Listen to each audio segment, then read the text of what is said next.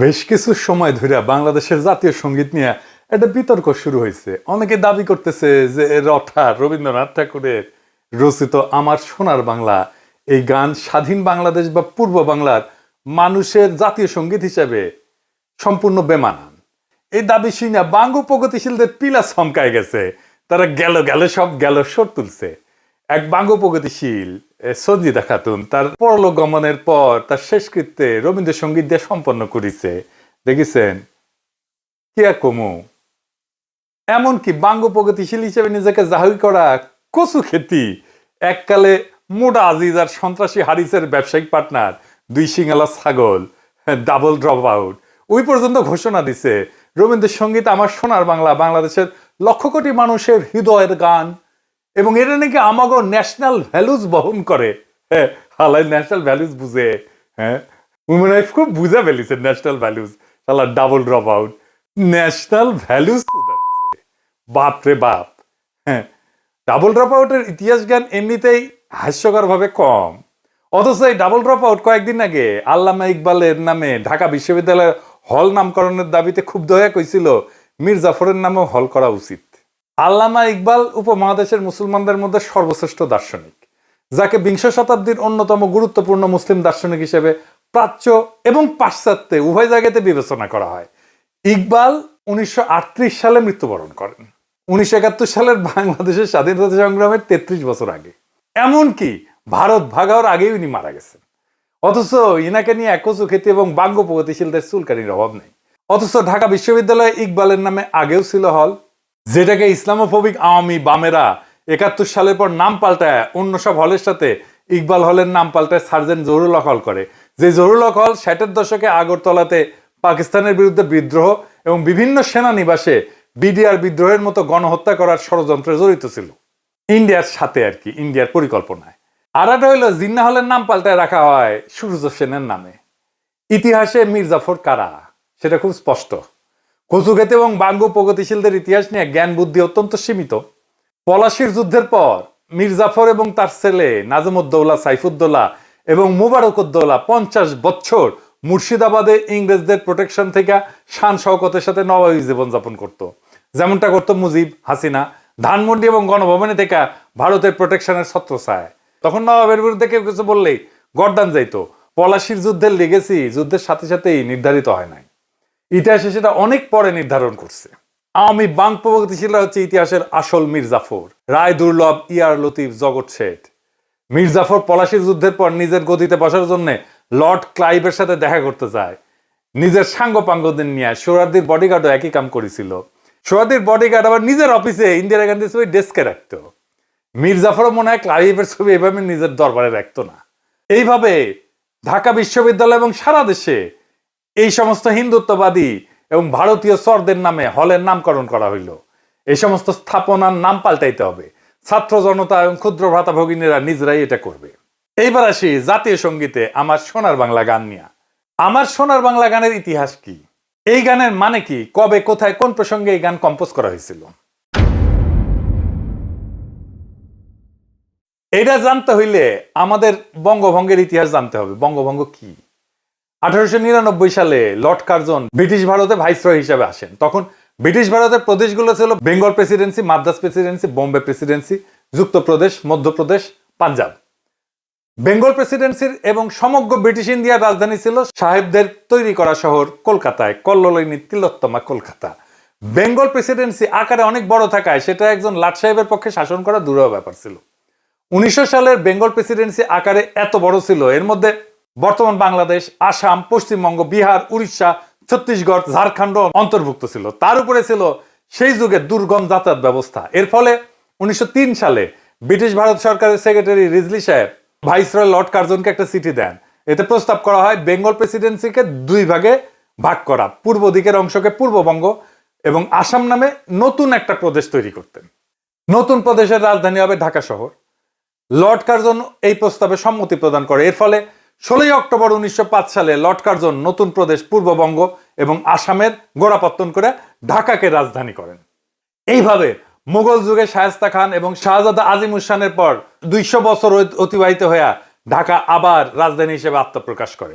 মুঘল সর্দার মুর্শিদ কুলি খান শাহজাদা আজিমুসানের পর 1700 দশকের প্রথম দিকে রাজধানী ঢাকা থেকে মুর্শিদাবাদে স্থানান্তর করেন।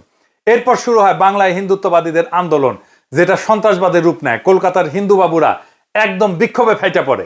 এটা নিয়ে কলকাতার ভদ্রলোক বাবুরা অসংখ্য মিছিল বক্তৃতা সমাবেশ করে গরম করে দেয় দুনিয়া। বাবুদের দুইটা সন্ত্রাসবাদী সংগঠন ছিল, একটা কলকাতা কেন্দ্রিক যুগান্তর গ্রুপ আর একটা ঢাকা কেন্দ্রিক অনুশীলন সমিতি। যুগান্তর গ্রুপের সন্ত্রাসী ক্ষুদিরাম বসু একজন সাহেব ম্যাজিস্ট্রেটকে হত্যা করার জন্য সাহেবের গাড়ি লক্ষ্য করে বোমা হামলা করে। এই সমস্ত হিন্দুত্ববাদী সন্ত্রাসীরা 21শে আগস্ট গ্রেনেড হামলার আদি জনক। ক্ষুদিরামের নিক্ষেপ করা গ্রেনেড সাহেবের গাড়ির পরিবর্তে দুইজন মেম সাহেবের গাড়িতে গিয়া পড়ে এবং একজন ইংরেজ ব্যারিস্টারের স্ত্রী এবং কন্যাকে হত্যা করে। ইংরেজ সরকার ক্ষুদিরামকে ধরে বিচার করে ফাঁসিতে লটকায় দেয়। এইরকম নারীঘাতক হিন্দুত্ববাদী সন্ত্রাসীকে আবার বাঙ্গু সমাজে সেলিব্রেট করা হয়, তাকে নিয়ে কবিতা লেখা হয়। এমনকি আমাদের আল মাহমুদও লিখেছিল, চিনতে নাকি সোনার ছেলে ক্ষুদিরামকে চিনতে, রুদ্ধশ্বাসে প্রাণ দিল যে মুক্ত বাতাস কিনতে। কি আর কমো। আর এক বাঙ্গু প্রগতিশীল আব্দুল নূর তুষার ইতিহাস জ্ঞান দিতেছে জাতিরে। দেখেন কি লিখেছে, সে কইতেছে আমাদের দেশে কার্জন হল আছে, কিন্তু ক্ষুদিরামের নামে একটা চালাঘর নাই।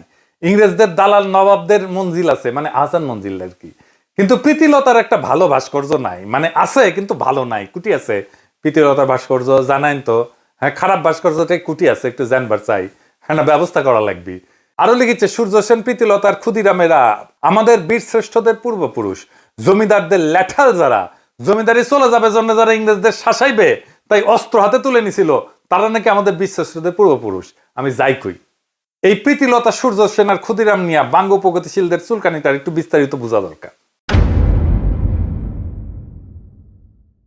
ব্রিটিশদের বিরুদ্ধে হিন্দু স্বার্থের জমিদার হিন্দু স্বার্থের আন্দোলন শুরু করছিল বঙ্গভঙ্গ রদ বাতিল করার দাবিতে কয়েকটা সশস্ত্র গ্রুপ করে। এই সময় ব্রিটিশদের বিরুদ্ধে অনুশীলন, যুগান্তর, এই ধরনের সশস্ত্র দলগুলির তৎপরতা বাড়তে শুরু করছিল, যারা কালী ভক্ত হিসেবে দেবী মা কালীর পূজা কইরা সশস্ত্র সংগ্রামে ঝাঁপায় পড়তো। সশস্ত্র গ্রুপগুলো যে সশস্ত্র আন্দোলন ঝাঁপায় পড়ছিল, এইটাকে তারা কলকাতার জমিদারদের স্বার্থে লেখা ইতিহাসে স্বদেশী আন্দোলন হিসেবে গাল ভরা নাম দিছিল। আর এই সময়টাকে একটা ফাঁপা বিপ্লবী বানায় অগ্নি যুগ নামে ডাকা শুরু করছিল। কিন্তু আমাদের খেয়াল করতে হবে, ব্রিটিশ বিরোধী আন্দোলন মানে সেটা অ্যান্টি কলোনি মুভমেন্ট না। আমাদের পূর্ববঙ্গের স্বার্থের প্রশ্নে বিচার করলে অনুশীলন, যুগান্তর ধরনের সশস্ত্র গ্রুপগুলোর জন্মই হয়েছিল কায়েমি জমিদার হিন্দু স্বার্থে। মুসলমান প্রজা বাঙালির উপরে যারা ছিল খড়গহস্ত, অবশ্যই প্রজাদের স্বার্থের পক্ষে তারা ছিল না। 1905 সালে বঙ্গভঙ্গ এবং ইতিহাসের দিকে তাকান, রবীন্দ্রনাথ সহ বিশিষ্ট হিন্দুদের নেতৃত্বে যে বঙ্গভঙ্গ রদের আন্দোলন হয়েছিল, এই আন্দোলন ছিল আমাদের পূর্ববঙ্গের মানুষের স্বার্থ বিরোধী।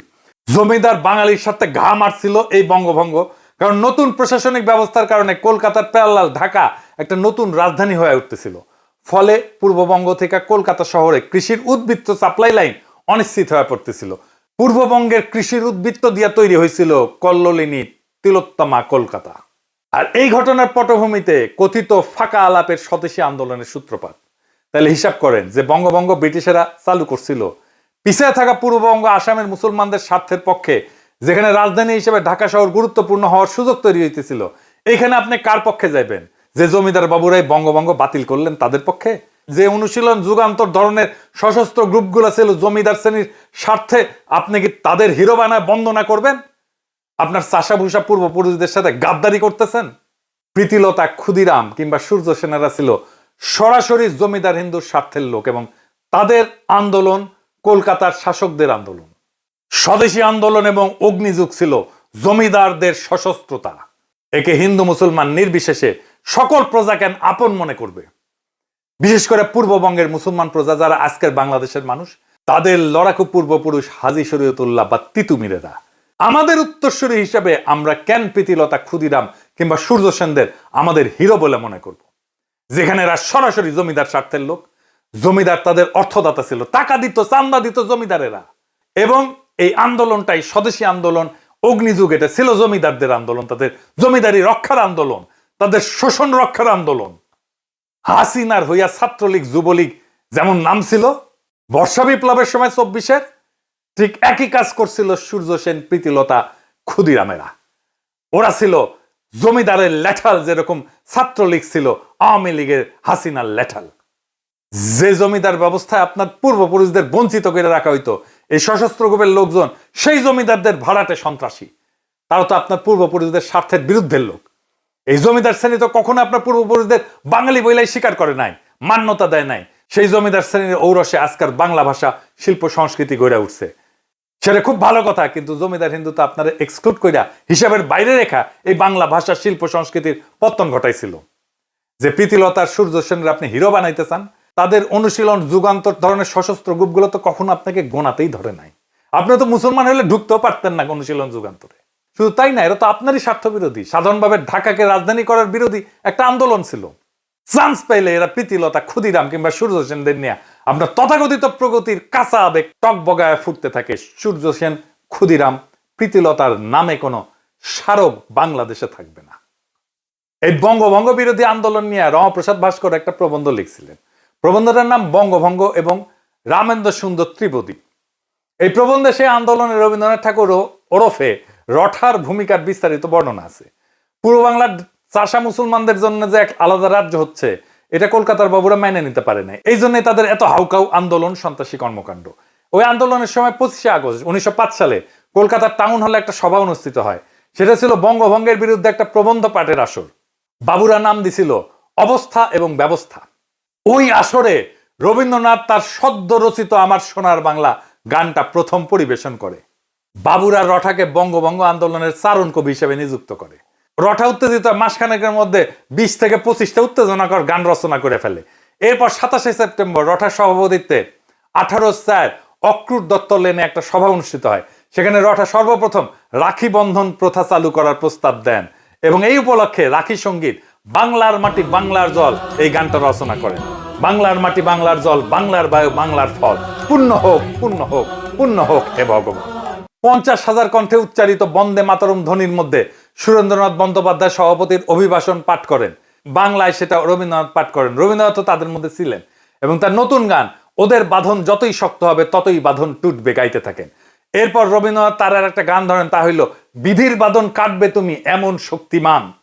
এরপর 1905 সালের আশ্বিন মাসে, মানে সেপ্টেম্বর অক্টোবর সংখ্যায়, রবীন্দ্রনাথ কার্তিক সম্পাদিত বঙ্গদর্শন পত্রিকায় রঠা প্রথম আমার সোনার বাংলা গানটা পাবলিশ করেন, প্রকাশ করেন। এই বঙ্গদর্শন পত্রিকার একটা বিশাল ইতিহাস আছে। কি সেই ইতিহাস? এই পত্রিকা 1872 সালে প্রথম সম্পাদনা করে বের করে বাংলা সাহিত্যের সবচেয়ে কুখ্যাত ইসলামোফোব আর হিন্দুত্ববাদীদের গডফাদার বঙ্কিমচন্দ্র চট্টোপাধ্যায়। বঙ্কিম তার উপন্যাসগুলো এই পত্রিকায় সিরিয়াল আকারে পাবলিশ করত। এইখানে 1882 সালে ধারাবাহিকভাবে প্রকাশিত হয় বঙ্কিমের উপন্যাস আনন্দমঠ। এই আনন্দমঠে বঙ্কিম হিন্দুত্ববাদীদের জাতীয় সঙ্গীত বন্দে মাতরম প্রথম কম্পোজ করে প্রকাশ করেন। পুরা উপন্যাসের বিষয়বস্তু হচ্ছে মুসলিমদের খেদানো। পুরা পত্রিকাটা ছিল ইসলামোফোবিয়ার একটা পাত্র। এইখানে 1884 সালে বঙ্কিম আর একটা প্রবন্ধ প্রকাশ করে বাংলার কলঙ্ক নামে। মুসলমানদের গালিগালাজ করাই ছিল সেই প্রবন্ধের মূল থিম। এরকম বহু লেখা প্রকাশিত হয় এই পত্রিকাতে। পুরা কলকাতার ভদ্রলোক সমাজে এই পত্রিকা গোগ্রাসে গিলত। তাদের ওয়ার্ল্ড ভিউ প্রচার করছে এইটা। রঠা ছোটবেলাতে গোগ্রাসে সমস্ত গল্প গিলত। রঠার নিজের মুখেই শোনেন তার আত্মজীবনীতে কি লিখেছে। অবশেষে বঙ্কিমের বঙ্গদর্শন আসিয়া বাঙালির হৃদয় একেবারে লুট করিয়া লইল। একে তো তাহার জন্য মাসান্তের প্রতীক্ষা করিয়া থাকিতাম, তাহার পরে বড় দলে পড়ার শেষের অপেক্ষা করা আরো বেশি দুঃসহ হইত। এইরকম একটা কুখ্যাত ইসলামোফোব বাংলার মুসলমানকে গালিগালাজ করা পত্রিকাকেই রঠা বাইছে নিলেন আমার সোনার বাংলা গান পাবলিশ করার জন্য, প্রকাশ করার জন্য। আর রঠা এই বঙ্গদর্শন পইরা বড় হইছে। তাহলে ওর ভিতরে কি আছে সেটা বুঝে দেখেন। এই হচ্ছে কচুক্ষেতির স্বল্প জ্ঞানের ন্যাশনাল ভ্যালুজ, এইটার ইতিহাস। এই গানকে যে এখনো জয় বাংলা করা হয় নাই, সেটা তো বাঙ্গু প্রগতিশীলদের 7 জন্মের ভাগ্য। কিন্তু এই ভাগ্য বেশি দিন টিকবে না। হাসিনা যেমনে জয় বাংলা হয়েছে, আওয়ামী লীগ যেমনে জয় বাংলা হয়েছে, 32 নম্বর যেমনে জয় বাংলা হয়েছে, এই গানও জয় বাংলা হবে। এরপর বঙ্গভঙ্গ রদ করার এরকম অপচেষ্টাকে প্রতিহত করার জন্য 1906 সালের ডিসেম্বর মাসে ঢাকায় নওয়াব সলিমুল্লাহ তার বাড়ি আহসান মঞ্জিলে সমগ্র ভারতবর্ষের মুসলমান নেতাদের আমন্ত্রণ জানান। উপলক্ষ ছিল অল ইন্ডিয়া মোহামেডান এডুকেশনাল কনফারেন্সের মিটিং। স্যার সৈয়দ আহমেদ খান এই এডুকেশনাল সংস্থা প্রতিষ্ঠা করছিলেন। সেই মিটিংয়ে আহসান মঞ্জিলে সারা ভারতবর্ষ থেকে 3000 মুসলমান ডেলিগেট যোগদান করেন। মিটিংয়ে সভাপতিত্ব করেন উত্তরপ্রদেশের মিরাটের নবাব ভিকারুল মুলক। আজকের শাহবাগ তখন নওয়াব সলিমুল্লাহর বাগান ছিল। এইখানে নওয়াবের একটা বাগান গাড়ি ছিল এই শাহবাগে। সেই শাহবাগের বাগান বাড়িতে অনুষ্ঠিত হয় ঐতিহাসিক মিটিং। শাহবাগ থেকে এই ঘটনার শুভ সূচনা। যেখানে নওয়াব সলিমুল্লাহ ভারতবর্ষে মুসলমানদেরকে নিজেদের স্বার্থ রক্ষার জন্য একটা রাজনৈতিক দল গঠন করার প্রপোজাল দেন, যেটা সর্বসম্মতিক্রমে গৃহীত হয়। এইভাবেই জন্ম হয় মুসলিম লীগের। স্যার সৈয়দ আহমেদ খানের ঘনিষ্ঠ বন্ধু নওয়াব মোহসিন মুলককে করা হয় মুসলিম লীগের সেক্রেটারি এবং সংবিধানের মূল লেখক। লীগের প্রথম অনারারি প্রেসিডেন্ট করা হয় ইমাম আগা খানকে। কলকাতার বাবুদের আন্দোলন আর তাদের সন্ত্রাসীদের সন্ত্রাসে অবশেষে ইংরেজ সরকার হার মানে। 1911 সালের ডিসেম্বর মাসে রাজা পঞ্চম জর্জ ভারতের দরবারে আসেন। তখন ইংরেজ সরকার সিদ্ধান্ত নেয় তারা এই বঙ্গভঙ্গকে রদ করবেন। রাজা দরবারে এই প্রক্লেমেশন জারি করেন। রঠাই আনন্দে রচনা করে ফেলেন, জনগণ মন অধিনায়ক জয় হয়ে ভারত ভাগ্য বিধাতা। শুনেন, এই জনগণ মন আজ ভারতের জাতীয় সঙ্গীত। জনগণ মন অধিনায়ক জয় হে ভারত ভাগ্য বিধাতা। পাঞ্জাব সিন্ধু গুজরাট ও মারাঠা দ্রাবিড় উৎকল বন্দ। বিন্ধ্য হিমাচল যমুনা গঙ্গা উচ্ছল জলদি তরঙ্গ। তব শুভ নাম জাগে, তব শুভ আশিস মাগে, গাহে তব জয় গাথা। এই গান গাওয়া হয়েছিল ঢাকা বিশ্ববিদ্যালয়ে।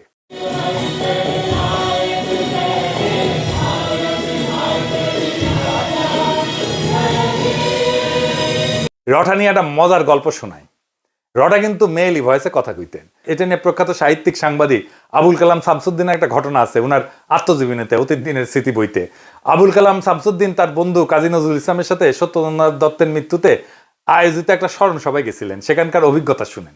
যথাসময়ে সভা মঞ্চে আপন আসন থেকে রবীন্দ্রনাথ উঠে দাঁড়ালেন। হঠাৎ নারী কণ্ঠ শুনে চমকিত হলাম। কোথা থেকে নারী কণ্ঠের কবিতা আবৃত্তি ভেসে আসছে বুঝতে না পেরে চারিদিকে চাইতে লাগলাম। মনে হলো সভা মঞ্চ থেকে স্বর ভেসে আসছে। নজরুলকে জিজ্ঞাসা করলাম, কবিতা আবৃত্তি করছেন কে? নজরুল হেসে বললেন, রবীন্দ্রনাথের মুখের দিকে চেয়ে দেখুন তো। চেয়ে দেখলাম, তাই তো, মুখ নড়ছে, কিন্তু এ নারী কণ্ঠ কেন? নজরুল বললেন, তার কণ্ঠস্বরই এরূপ। আমি বিস্মিত হলাম। এমন নারী কণ্ঠের স্বর যে কোনো পুরুষের থাকতে পারে এ ধারণা আমার ছিল না। রঠার অখণ্ড সোনার বাংলা ছিল অখণ্ড ভারত মাতার একটা অংশ। এই গান কিভাবে, কোন যুক্তিতে স্বাধীন বাংলাদেশের জাতীয় সঙ্গীত হয়? যারা এই গানকে বাংলাদেশের জাতীয় সঙ্গীত হিসেবে গৃহীত করাইছে তাদের মধ্যে মুখ্য চরিত্র হচ্ছে কুখ্যাত ভারতের দালাল, রয়্যাল এজেন্ট, চিত্তরঞ্জন সুতারের সহচর সিরাজুল আলম খান, যাদের উদ্দেশ্যই ছিল পূর্ব বাংলাকে ভারতের সাথে যোগ করানো। ঠিক এই উদ্দেশ্যেই তারা এই গানকে বাংলাদেশের জাতীয় সঙ্গীত বানাইছে। সিরাজুল আলমের সহচর জাসদের মহিউদ্দিন তার বইতে কি লিখেছে দেখেন।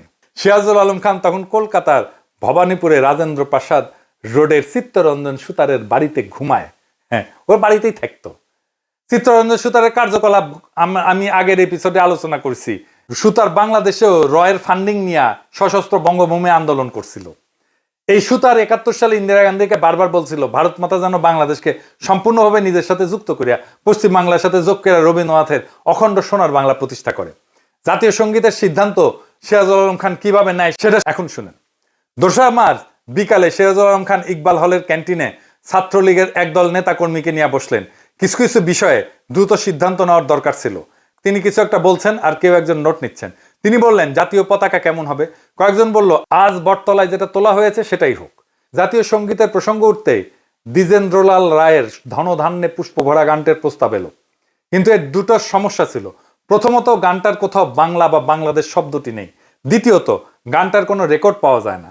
শেষমেশ প্রস্তাব করা হলো রবীন্দ্রনাথের আমার সোনার বাংলা, আমি তোমায় ভালোবাসি গানটিকে জাতীয় সঙ্গীত করা হোক। সিরাজুল আলম খান মাথা নাড়লেন। একজন সঙ্গে সঙ্গে নোট নিল। এরপর এলো জাতির পিতা প্রসঙ্গ। রঠা কখনোই বাঙালি জাতীয়তাবাদী ছিল না। কলকাতার কোনো হিন্দুই বাঙালি জাতীয়তাবাদী হয় না। পশ্চিম বাংলার সকল হিন্দু বুদ্ধিজীবী এলিট সবাই সর্বভারতীয় প্যান ইন্ডিয়ান অখণ্ড হিন্দু ভারতে বিশ্বাস করত এবং করে এবং করবে। এরা সর্বদা আগাগোড়া অখণ্ড ভারত মাতার পূজারী। আগামী এপিসোডে আমি এটা নিয়ে বিস্তারিত আলোচনা করব। কাজেই মুসলমানদের স্বার্থবিরোধী সন্ত্রাসী বঙ্গভঙ্গ রদ আন্দোলনের চারণ কবি রবীন্দ্রনাথের রচনা করা আমার সোনার বাংলা গান কিভাবে বাংলাদেশের জাতীয় সঙ্গীত হয়, এই প্রশ্নটা আমাদের তুলতেই হবে। এই গান তো কারোই গাওয়া উচিত না। অতি দ্রুত গণভোট আয়োজন করে এই জাতীয় সঙ্গীতের ব্যাপারে সিদ্ধান্ত নিতে হবে। সিরাজুল আলম খানের চাপায় দেওয়া গানকে কখনোই আমাদের জাতীয় সঙ্গীত হিসেবে মেনে নেওয়া যাবে না, হবে না। রঠা বাঙ্গ প্রগতিশীলদের কাছে সবসময় একটা পলিটিক্যাল প্রজেক্ট ছিল। বাঙালি জাতীয়তাবাদের নামে পূর্ব বাংলার মুসলমানদেরকে যে কিরকম ভণ্ডামি গিলাইছে আওয়ামী বামেরা, সেটা আগামীতে ফাঁস করা হবে। সামনের এপিসোডে সেটা নিয়ে আলাপও করা হবে। আমি 100% শিওর, যদি ধরেন নকশাল বা অন্য কেউ পশ্চিম বাংলার রাজ্যকে ভারত থেকে বিচ্ছিন্ন করার দাবি তুলতো, রবীন্দ্রনাথ বেঁচে থাকলে উনি নুরুল আমিন, ফজলুল কাদের চৌধুরী অথবা গোলাম আজম যেরকম অখণ্ড পাকিস্তান রক্ষার চেষ্টা করছিলেন, রঠা তার চেয়ে 10 গুণ বেশি এফোর্ট দিয়া অখণ্ড ভারতকে রক্ষা করতেন। খালি রবি না, পশ্চিম বাংলার অধিকাংশ বাঙালি ভদ্রলোক এই কাজটা করতেন। নকশালদেরকে তো ইন্ডিয়া অত্যন্ত কঠোরভাবে সামরিক শক্তি দিয়ে দমন করছে। সেটা নিয়ে পশ্চিম বাংলার বাবুরা জেনোসাইড, গণহত্যা বলে লাফায় না। এটাও অঙ্ক হিসাব প্রমাণ করে দেওয়া যাবে যে পশ্চিমবঙ্গে ভারতীয় আর্মির নকশাল দমন পাকিস্তান আর্মির অপারেশন সার্চলাইট থেকেও নির্মম ছিল। এমনকি শিখদের স্বর্ণ মন্দিরে ভারতীয় আর্মি হামলা অপারেশন ব্লু স্টার আর অপারেশন সার্চলাইট থেকেও ভয়ঙ্কর ছিল। ইন্দিরা গান্ধীর মৃত্যুর পরে যেভাবে শিখ জেনোসাইড হয়েছে, এরকম জেনোসাইড 1971-এও হয় নাই বাংলাদেশে। এইসব অনেকদিন আলাপ করা যাবে। বাঙ্গু প্রগতিশীলদের চিরতরে জয় বাংলা করে দেওয়া হবে। রঠার আমার সোনার বাংলা কখনোই পূর্ব বাংলার চাষাভুষাদের হৃদয়ের গান ছিল না।